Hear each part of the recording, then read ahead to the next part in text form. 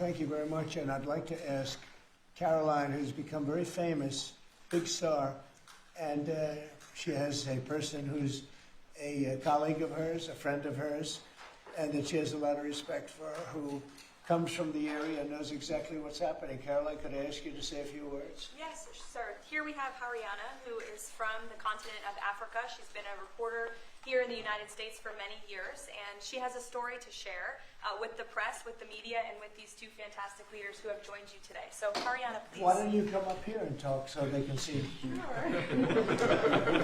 That'd be great. Thank you very much. Thank you, Mr. It's a great honor. Thank you, Mr. President. So, as Caroline has mentioned, President, first of all, I want to let you know that I'm the only African reporter accredited here at the White House and cover for the entire continent. So I just arrived from Congo, Democratic Republic of the Congo, yesterday. I went to see firsthand how the people is feeling and the president's message, President Felix Tshisekedi, about this upcoming peace deal. And let me tell you firsthand what I witnessed myself. I spoke with the people on the street. I spoke with youth. They know your name. They know that a president named President Trump is working hard to finally bring peace to the country. I saw hope. They have hope now for a better day in Congo. They see what you're doing as a future, better future for Congo.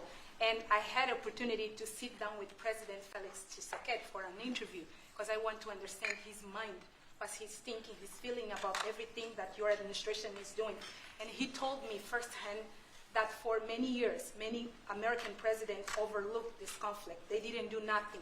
Even myself, I covered President Biden's administration. I pressed many times about this conflict. People are dying in Congo. This country has so much potential, but they need help because this war is destroying the country. Right. They never gave me any answer. And he told me, President Tshisekedi, that you have no idea, he's very thankful for what you're doing, for what your administration is doing. Not only him, the entire Congolese people, they see that finally they will have hope. And President Tshisekedi also mentioned at the end of my interview that when peace finally comes to the Democratic Republic of the Congo, he's thinking to nominate you as a Nobel Prize Peace because he said you deserve, you have been working to bring peace in the world, not only at the Congo, and he's very hopeful to meet you in the future. That's so nice. Boy, and that's so beautifully stated. And Caroline said, number one, she did say, and I shouldn't say this because it's politically incorrect, she said, she's beautiful, and you are beautiful. I'm not allowed to say that, that could be the end of my political career, but I'll say it anyway. But you are beautiful, and you're beautiful inside. So I wish I had more reporters like you.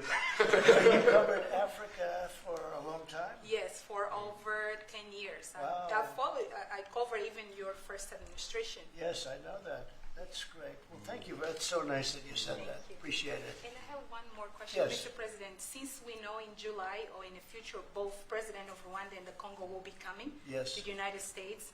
In Africa, President John Lorenzo, the president of Angola, he is also the leader of African Union. Good. He Yes, I know. worked very hard to bring peace, but unfortunately... Let's get him here. Yes, that's Okay? right. Would you invite him for me?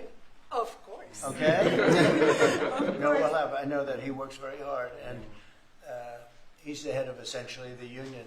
So the union all over Africa, not the kind of union that we have. This is the union all over Africa, and I'd love to have him. So you'll let him know. Of course, Okay? Mr. President. Thank you very much. Thank you, Good. Mr. Now you go back to where you belong, right? That's great. That's a great job. It's real knowledge and real heart, too. Congratulations. Okay. So we're here today to celebrate a glorious triumph, and that's what it is, for the cause of peace. And this is a long time waiting. The signing of a historic peace agreement between the Democratic Republic of the Congo and the Republic of Rwanda. The conflict has continued, and it's been going on for many, many years. It's been going from, I guess they say 30 years. The Great Lakes region of Africa for a long time, and maybe even a time before that. How is the Great Lakes region? Must be beautiful, right? Beautiful. Beautiful region, but they had a lot of war, right? A lot of fighting, a lot of death. It's displaced countless people and claimed the lives of thousands and thousands. But today, the violence and destruction comes to an end, and the entire region begins a new chapter of hope and opportunity, harmony, prosperity, and peace. That's been a long time waiting. I said, how long has the war been going? And a friend of mine who was very much involved said 30 years, and at least 6 million people were killed during that period of time. It's incredible. And somebody said that was actually, it's the biggest war on the planet since World War II. So it's a shame, but we're going to bring it to an end. I want to express my gratitude and congratulations to the representatives of the Democratic Republic of the Congo and the Republic of Rwanda, who signed this pivotal agreement a short time ago. They just signed right in front. And let me also thank Secretary of State Marco Rubio, who has worked very hard on this subject, and we've worked on it together, for his outstanding leadership, as well as Senior Advisor for African and Africa Affairs, Mossad Boulos, who's, as you know, spends a lot of his time in Africa, and he's very comfortable there. I said, were you at all uncomfortable with all of the turmoil and all of the killing? And he said, no, I wasn't uncomfortable, and that's what you need. You need somebody that's going to be able to get. So, Mossad, I want to thank you very much for the job you've done. Amazing guy, actually. I also want to thank African Union, Qatar, Togo, for working closely with the United States. And I know Qatar was really working hard. And African Union, we just spoke about that. And I look forward to having them representatives here when we do the official meeting, and that'll be sometime in July. And we look forward to it. And you better be here covering it, okay? You better. We're not going to stand anybody else covering it but you. But this is a tremendous breakthrough. In a few short months, we've now achieved peace between India and Pakistan, Israel and Iran, and the DRC and Rwanda, and a couple of others also. Serbia, you know, they were getting ready to go to war with a group I won't even mention because it didn't happen. We were able to stop it. But I have a friend in Serbia, and they said we're going to go to war again. And I won't mention that it's Kosovo, but it's Kosovo. But they were going to have a big time war, and we stopped it. We stopped it because of trade. They want to trade with the United States. I said we don't trade with people that go to war.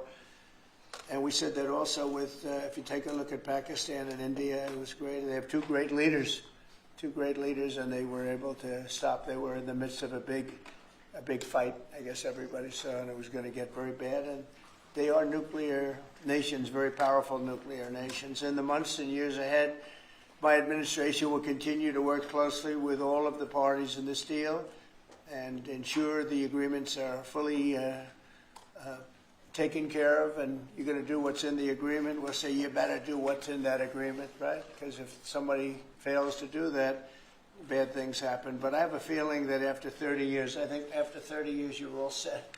I think both of you have said that's enough, right? That's enough. Yeah. That's enough. You've seen it all. So this is a wonderful day.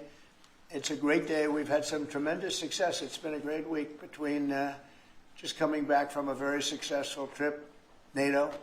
NATO's really pulled together. They have. They're going to spend over $1 trillion a year. Nobody expected a thing like that to happen. And we had the war. As you know, we call it the 12-day war. It was exactly a 12-day war, and we ended up with no nuclear weapons. That's what we wanted. They were just absolutely blown to pieces, those 3 sites. And there's no nuclear weapons, and hopefully there can be a lot of healing, and the healing is starting. And it's been a really pretty amazing week, and this is one that I really look forward to. This was set up a few weeks ago. And it was something that I really look forward to. If we can do this, and we do that because we have a certain competence that's good, we're able to get people to be peaceful. I think we can do war better than anybody, but we don't want to. And we have the greatest military in the world. They showed that in Iran. Those pilots, they flew for 36 hours. And think of that, and they hit their target.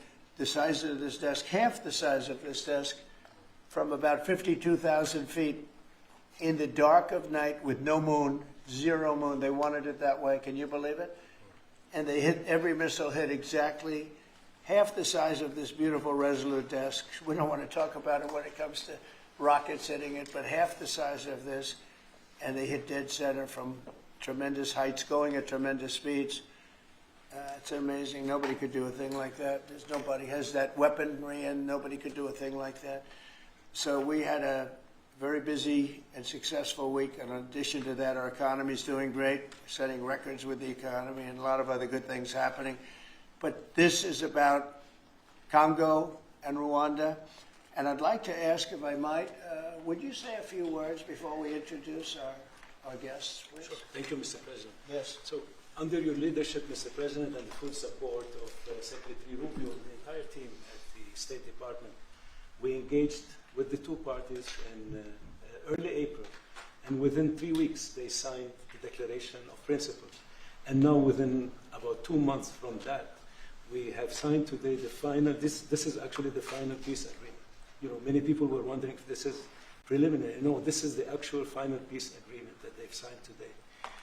You've also expressed interest in inviting the heads of states to the White House for a signing ceremony. So there will be some other additional agreements that will be signed. In addition to this, which will become known as the Washington Accord with regards to the Great Lakes region. That's great. There are some Why economic... not the Trump Accord? I'm only kidding. With the headlines. No, I think that's a great name, Washington Accord. Beautiful.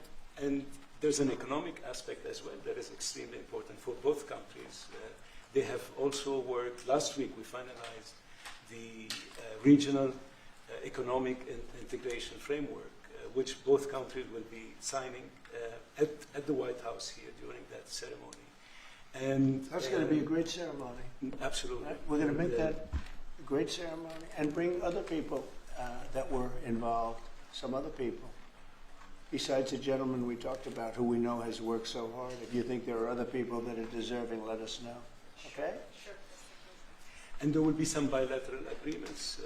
We're negotiating a minerals deal with the DRC for critical minerals. Many American companies have shown interest in investing in the DRC, and these we're talking about long-term investments. Same thing with Rwanda. Many American companies have shown interest, and not only in mining, but also in the midstream and downstream, which will be the processing of minerals. We're also working and supporting the Lobito corridor, which will help building the infrastructure. Just 2 days ago, the United States signed, and supported a project of $1.5 billion for electric transmission from Angola to the DRC. And there are many other projects of that nature lined up. So we will be, under your leadership, Mr. President, we'll be working with the two countries very closely and with the support of Qatar to make sure that this agreement is implemented. And a lot of our companies are in both of these countries now, especially since we've been getting along so well. It's probably the way we were brought together. And we have a lot of our big companies are there between rare earth and all of the other things that they do in Africa, which is very greatly expanding, especially in these two countries. You have earth, they consider it to be about the best in the world, actually, I've heard. So we're doing a lot of different things, and it's all going to bring everybody together. That's how this all began, I guess. But the big thing is, the big thing for me is there's really only one thing, and that's getting a peace treaty with two countries that have been fighting for 30 years. And I want to thank you all. Will, if you could, Yes, sir. you could bring the letters over. Of course, sir. So in front of you, as you said, sir, these are the actual agreements that were signed respectively by the foreign ministers of the Democratic Republic of Congo and Rwanda earlier today, witnessed by Secretary Rubio. We've also prepared for you two letters. This is to President Paul Kagame of Rwanda, expressing your appreciation and congratulations for everything that's happened already, and of course inviting him to Washington for, as Dr. Bula said, what we hope will be the Washington Accords, finally setting the terms for peace and prosperity in this region, hopefully for a very long time. That's great. That's beautiful. Very important. We're going to put a picture in there, right? As soon as this is over, they're going to put, we have a fast-moving photographer, Dan, who's going to put a nice picture of us here. Okay. That's for you. And And this is a letter to President Chikisade of the Democratic Republic of Congo, again congratulating him on settling this long-running war and inviting him to Washington, D.C. for the final conclusion of the agreement, hopefully soon. That's great.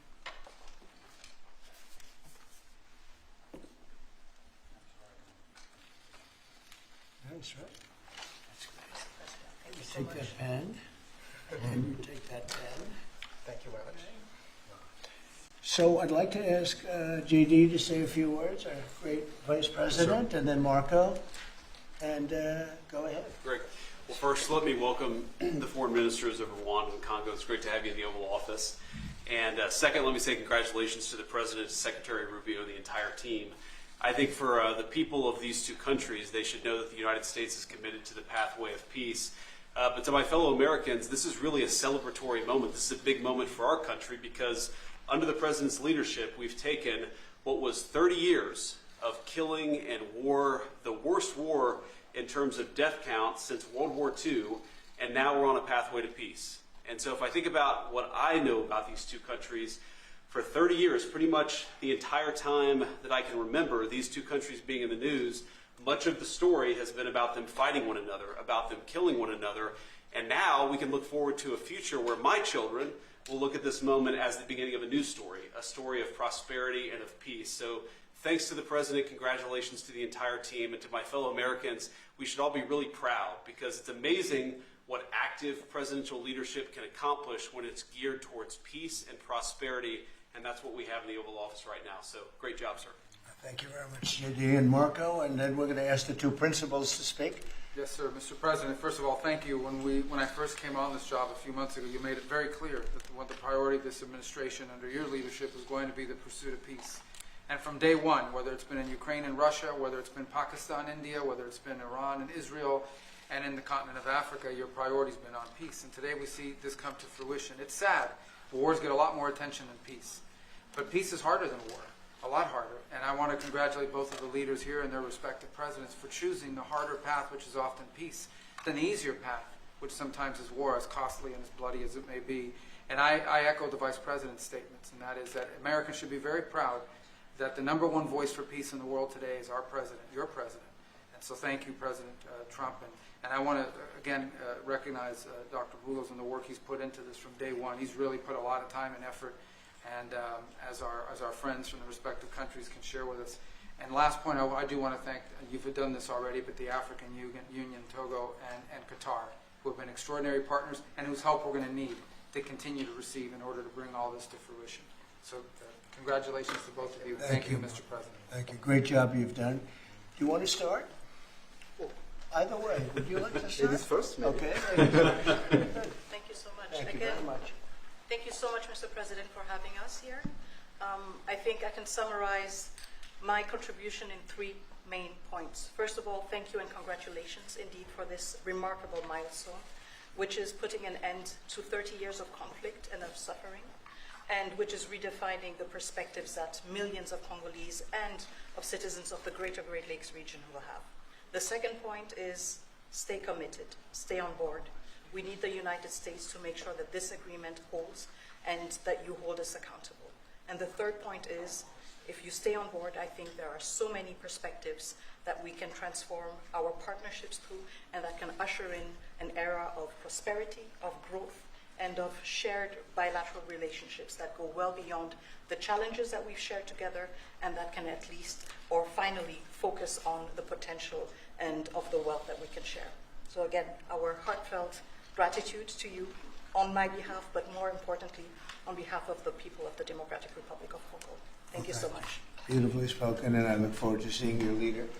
They will, highly respected person, as you know, Indeed. highly respected all over the world, but in Africa in particular. So sometime in July, we'll do something, a big ceremony. We look forward to it. Thank you so very much. Please. Thank you very much, Mr. President. This is indeed a historical day because it's the signing of a peace agreement between Congo and Rwanda to end a conflict that has been going on for 30 years. And there has been many mediation, facilitation in the past.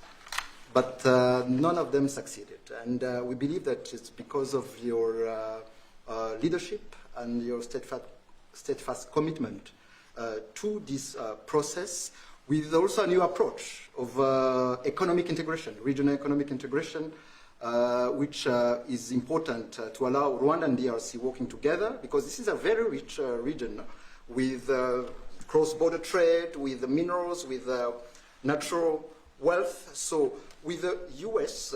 Standing side by side with Rwanda and DRC, we believe that we will achieve a long-time peace. And we also believe that, as my colleague from DRC stated, it's important for the United States to stay committed, because today we signed, but now we need to implement what we have signed in order to open this new era you were talking about of prosperity, so that we can reap the economic dividend of peace.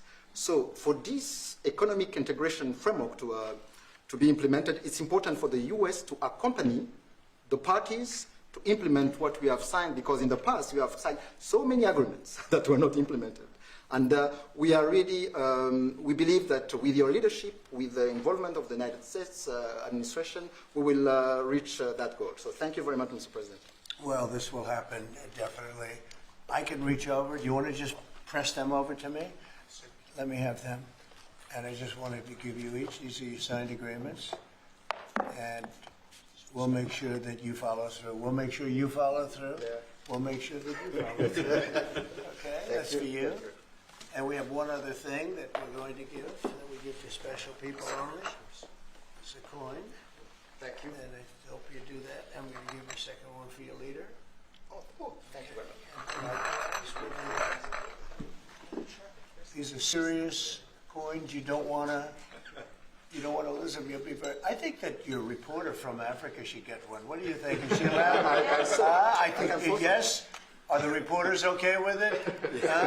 Brian, yes? Darling, that's for you. Okay. You did a fantastic job. Thank you, And I heard you do a great job covering everything. Thank you. And Mr. President, we actually have the pictures that you took earlier Oh, with let the me foreign see ministers here already. Thank you so much, Mr. President. Thank you. Let me see that. They're in this folder right here, sir. Okay, this one? Yes, sir. Oh, they look better than me. I don't like it. I don't like it. That's beautiful. That's very good. We have a good photographer. Beautiful. That's great. You better, I'll tell you, you better do the job here. We're going to come down. It's beautiful. Thank you very much. So we'll put them in. That's for you. I can do that. That's for you.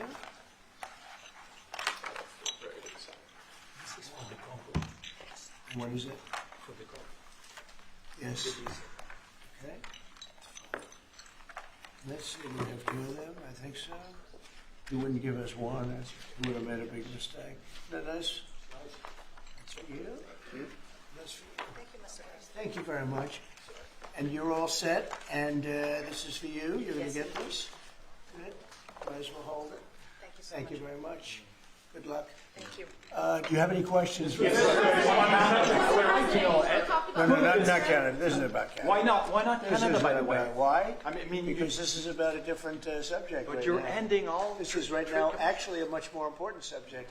We just ended a war that was going on for 30 years where 6 million people died. So don't ask me a trade question on Canada. Mr. President, Kara Castronova from Lindell TV. Now that your administration, and congratulations, has secured peace in Africa to a bloody, horrific war that's gone on for decades and no other president could do it, do you think the mainstream media will I finally... love her, I'm telling you. But you're right, no other president could do it. They tried and they didn't even try, I don't think.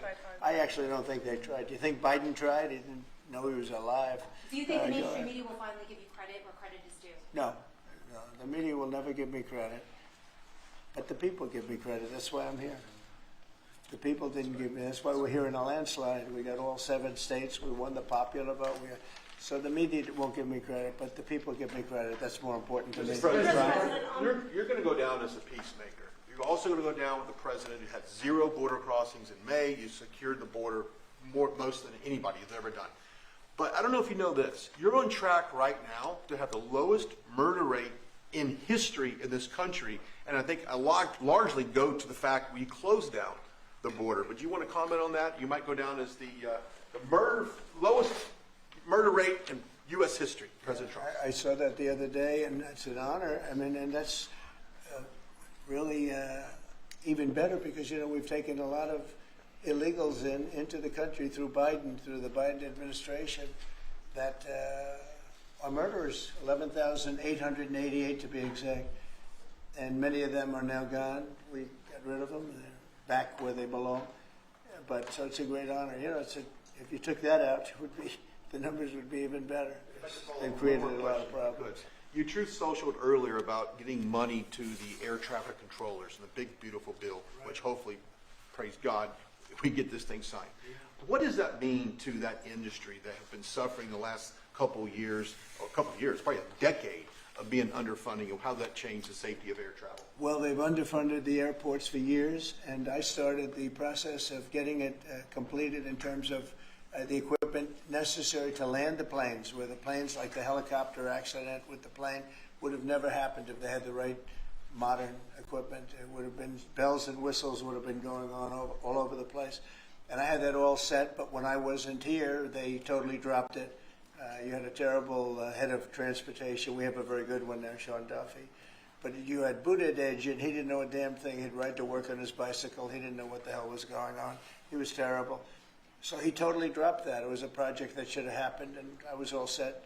But we had a very sad experience with the voting, and so we didn't get to do that. But now I'm doing it, and we're going to have a great system. And it's funded partially by the bill. It's the initial funding is by the bill, and then it gets to be funded. The rest of it comes a little bit later as we build it out. But we're going to build out the best in the world. We have the best companies in the world. A couple of countries have very good systems. In fact, I noticed when I was landing, my pilot often would use the system of another country, and I said, "What are you doing that for?" He said, "The United States system is so bad." So we have the best companies that do that in the world bidding. You have Raytheon, you have IBM, you have a lot of different companies bidding, and we'll get the best one, the best system, for the best price. And they're going to go to town and give us a system that will be better than any other system in the world. And you won't have planes bunking into each other at 35,000 feet. On the subject of peace deals, how close are you and your administration to a deal in terms of Gaza ceasefire right now? Often asked, and I think it's close. I just spoke with some of the people involved. It's a terrible situation that's going Gaza. He's asking about, and we think within the next week we're going to get a ceasefire. And we're supplying, as you know, a lot of money and a lot of food to that area because we have to. I mean, you have to. We're in theory not involved in it, but we're involved because people are dying. And I look at those crowds of people that have no food, no anything, and you know we're the ones that are getting it there. Some of it's being taken by some bad people. You know, if you give it and you give it out, and they're supposed to be taking care of the people, and they end up stealing the food and selling it.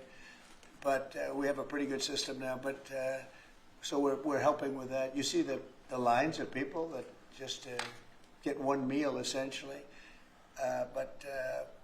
It's too bad. Other countries aren't helping out. Nobody's helping out. We're doing that because I think we have to on a humanitarian basis. Like this, we didn't have to get involved in Africa, but we did because we thought it was. I mean, I've been reading, like J.D. said, he's, you know, from much of his life, he's been just seeing this about this brutal war, and it actually got a lot of publicity because of the level of brutality. Right? It was nobody's ever seen anything like it, and.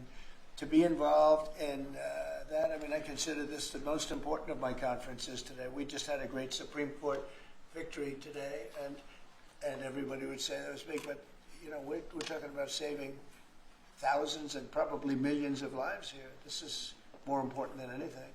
So it's great, but we're working on Gaza, trying to get it taken care of. And again, you know, a lot of food has been sent there, and other countries throughout the world should be helping also. And on another conflict that I know you've been working on, sir, is it true that you have reached out with a letter to North Korea's Kim Jong-un? Well, if there is a conflict, I get along with him very, very well. and we'll get the conflict solved with North Korea. I've had a good relationship with Kim Jong-un, and I've gotten along with him really great, so we'll see what happens. But somebody's saying there's a potential conflict. I think we'll work it out if there is. It wouldn't involve us. But again, we're very far away from a lot of these places that we're solving problems with. But I enjoy doing it, I like doing it, and it's the right thing to do, and we have an ability to get it done. So we're solving things that we didn't have a lot to do. Serbia, Kosovo, I told you, we solved a potential disaster. I can tell you that some of the countries that you're not going to hear about, but some countries that were ready to go to war with their neighbor are not going to go to war with their neighbor, and that's a great thing. We have a number of them. But I'm very happy about India and Pakistan because they actually have nuclear weapons. You know, when you talk about Iran, they were trying to get it, but India has nuclear weapons. Pakistan has nuclear weapons, high-level nuclear weapons both, and getting that solved was really great. We did it through trade, so it was a great thing. Mr. President, when it comes to nuclear weapons, Mr. President, are you concerned that the Iranians may have some enriched uranium at Pickaxe Mountain? The last thing they're thinking about right now is enriched uranium. They're not thinking about what they want to do is they want to get back to life, and they do want to meet me, and we'll do that quickly. We're going to do it quickly. They said this morning that they don't want to meet with the U.S. Were they telling you something different in private? They may say that to you. Don't you think they want to meet me? Don't you think we have sanctions on there that they can't do anything? Wouldn't you think that they want to meet me? I mean, they're not stupid people, but they went through a lot, and they suffered, and so did Israel. Israel suffered greatly. It was a nasty 12 days, and yeah, we'll see what happens. Are you considering sending Patriot missiles to Ukraine? Have you made up your mind about that yet? Go ahead. Mr. President, there are a few unanswered questions that remain in this deal. For example, will Rwandan on this conflict? For example, will Rwandan troops pull back from parts of DR Congo, and also will the M23 rebel group be allowed to remain in parts of eastern DR Congo? Do you have any answer to those questions? Well, let me ask you that question. You want to answer that one? It sounds like an interesting question for you. Go ahead, please. Thank you very much. In the agreement we signed, we have taken the concept of operation for the neutralization of the FDLR, which is a vicious genocidal movement, and the lifting of Rwandan defensive measures. So this was already signed last year in November, so we will implement it. This concept of operation to do both things, to neutralize this movement, which has been destabilizing Rwanda for many years, and to lift our defensive measures. As for the M23, in the agreement also, we have decided to rely on the Doha talks, because there are currently talks between the AFC M23 and the DRC government to have a peace deal also that will complement the Washington peace agreement. So both things are taken care of. Thank you. Mr. President, will the United States be enforcing this agreement or taking a role in it? We're working with them to get it enforced. They can enforce their own agreement, but we'll be putting a lot of pressure on to make sure it gets enforced. The two people in this room are very, very capable people, and they'll get it done. I think they'll get it done. They love their. One thing I learned very quickly is how much you love your country and you want to get it done. And they know it has to get done, otherwise bad things happen. But I think we're well beyond that. Other presidents should have done what I'm doing right now. They never did it. I don't think they ever tried. I don't think it's like they couldn't do it.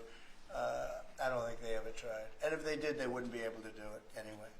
On the President, Yes, thank you. Mr. President, can you share with us what can happen if one of the parts violate this peace agreement? Because we don't want war to come back to DRC. I'd rather not say. I would just say that there are big penalties if they violate, and they're not going to. I don't think they will violate. I think they mean it, but we have very severe penalties, financial and otherwise. Okay. Mr. President, if we can circle back to your Truth Social post on Canada specifically, why are you deciding to end trade talks with Canada, and what rate are you looking to set? So Canada put a charge on some of our companies, and Canada's been a very difficult country to deal with over the years. You know, we hear Canada, we have a great relationship with the people of Canada, but it's been very difficult, and they put a charge, and they were a little bit early, we found out about it. So and we have all the cards. We have every single one. We don't want to do anything bad, but they have, economically, we have such power over Canada. I'd rather not use it, but they did something with our tech companies today trying to copy Europe. You know, they copied Europe. It's not going to work out well for Europe either, and it's not going to work out well for Canada. They were foolish to do it. So I said we're going to stop all negotiations with Canada right now until they straighten out their act. Okay? Is there anything Canada can do to change your mind about this situation? Well, no, they put a tax on companies that were American companies that they shouldn't. Very severe tax, and yeah, I guess they could remove it. They will, but I don't really. I mean, it doesn't matter to me. We have all the cards. We have all the cards. You know, we do a lot of business with Canada, but relatively little. They do most of their businesses with us. And when you have that circumstance, you treat people better. They've had farmers that are getting like 300, 400, 200% in tariffs. Nobody's ever seen anything like it. We have cases, you don't read this and the people don't report, but they charge us 400% on some dairy products. 400%. Nobody writes that. It's not fair to our farmers, and we've got to protect our farmers. Mr.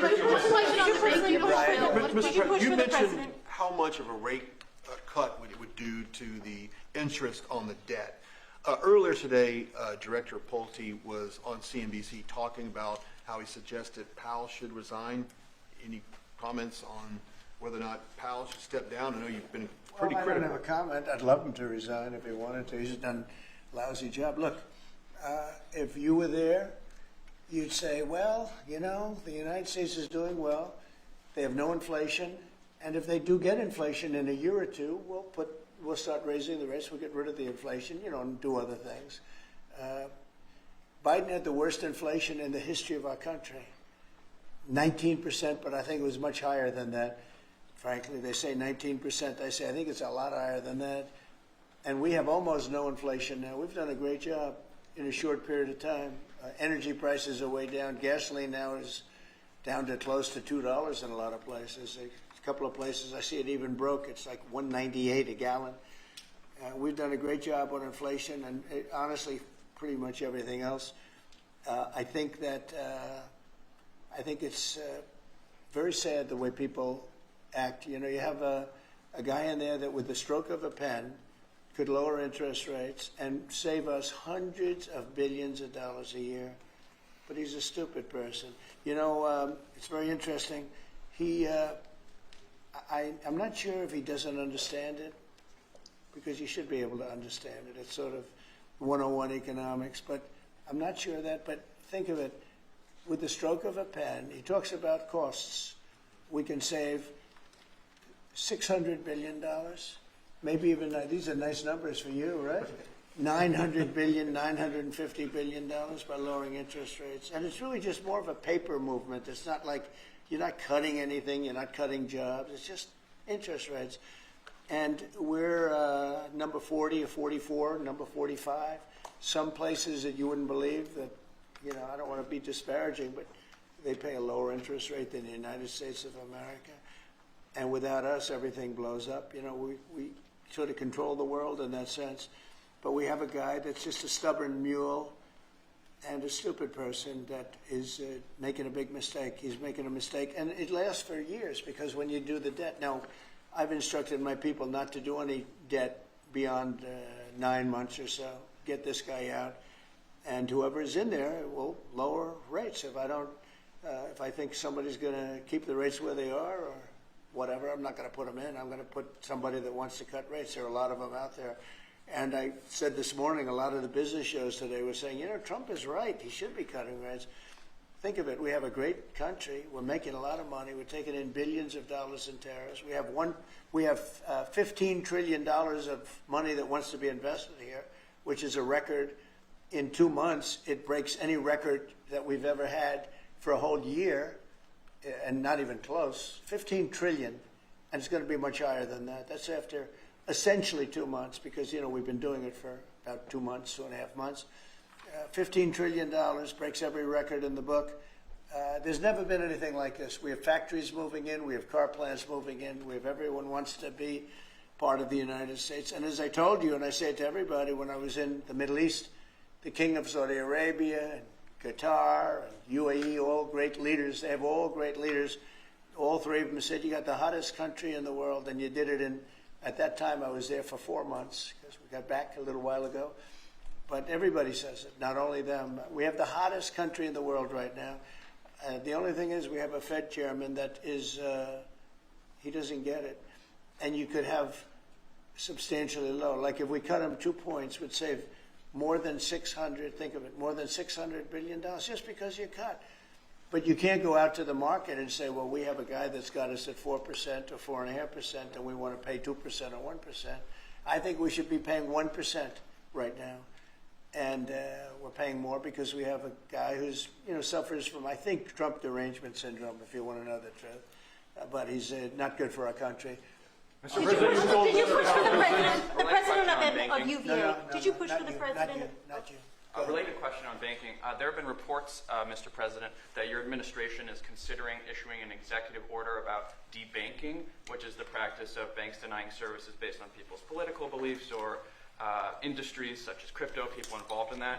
Would you be open or interested to sign such an executive order targeting debanking, and what might that look like? Well, I think the debankers, I think that banks, I can tell you because I've been a victim myself, because of my politics, that big banks were very nasty to us. And I actually think it was Biden's people that told them to be, because the one group of people the banks are afraid of are the regulators. They are petrified of the regulators. And I've seen the biggest banker. I can tell you, you see him on television all the time. If a regulator walked into the room, he gets all nervous and crazy. They're afraid of the regulators. And if the Biden people order the banks to be virtually closed, they can do anything they want. The regulators control the banks. It's not the president of the bank.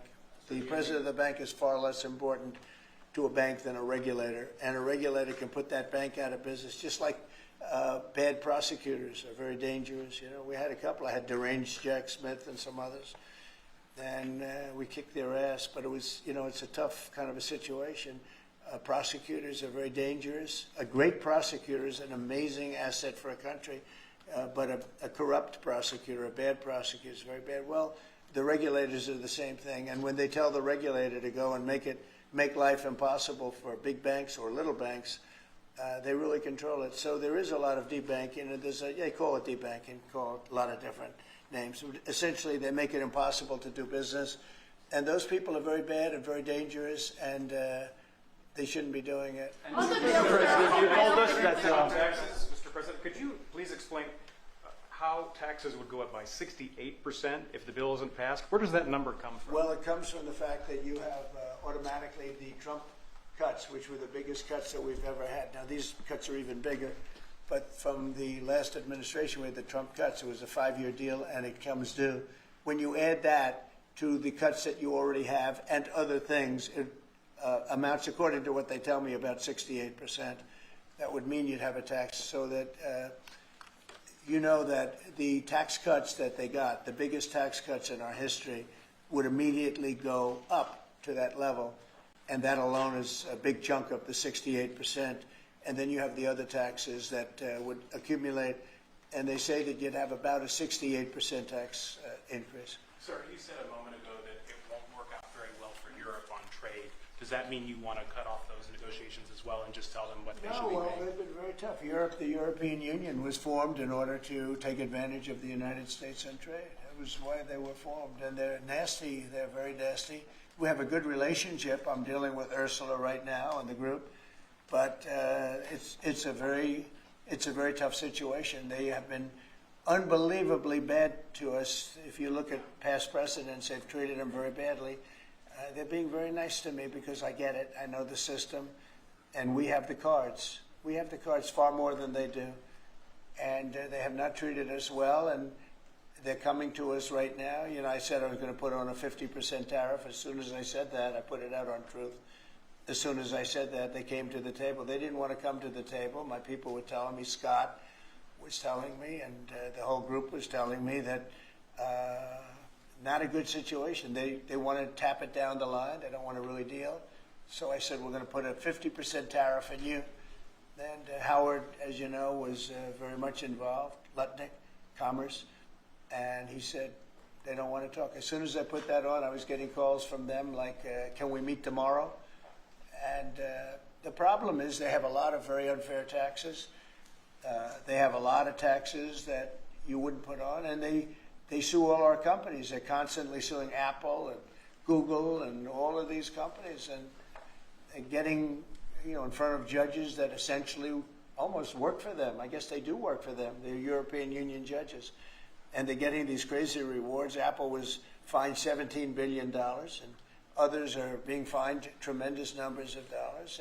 They're nasty people, and I don't want them affecting U.S. companies. I don't want that. If anybody's going to affect a U.S. company, I want it to be us. And if they're going to have to pay a penalty or a fine, let it be to us. So they've done this for a long time, for years, but they're very nasty. The European Union's very nasty, there's no question, but they'll learn not to be so nasty very soon. They know that. They know it's coming. Vladimir Putin reached out to you to help you with the Iran crisis. Well, he made some nice statements today. Did you see the statements? I saw the statement. Very nice. Vladimir Putin made some very nice statements today. Look, he respects our country again. He didn't respect it a year ago, I can tell you right now. But Putin respects our country. And President Xi of China respects our country. And Kim Jong-un they respect our country again. We were not a country that was respected just a year ago. We had a president that was incompetent. We had bad people circulating around this desk, this beautiful, resolute desk. They had, I guess, evil intentions. You couldn't be that stupid. I mean, they had evil intentions. But the world respects our country again. Thank you very much, everybody. Thank you, press. Thank you, press. Just outright the store. Thanks, guys. Thanks, everybody. Thank you.